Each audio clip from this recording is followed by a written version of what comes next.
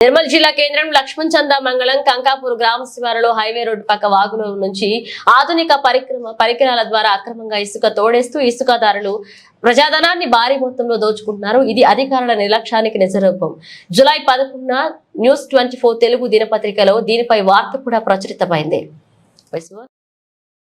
లక్ష్మణ్ చందా మండల తహసీల్దార్ కార్యాలయం నుండి 2 కిలోమీటర్ల లోపు తిరుగుపల్లి గ్రామ వాగులో జరుగుతున్న అక్రమ ఇసుక రవాణాపై రెవెన్యూ అధికారుల దృష్టికి తీసుకువెళ్లడం జరిగింది.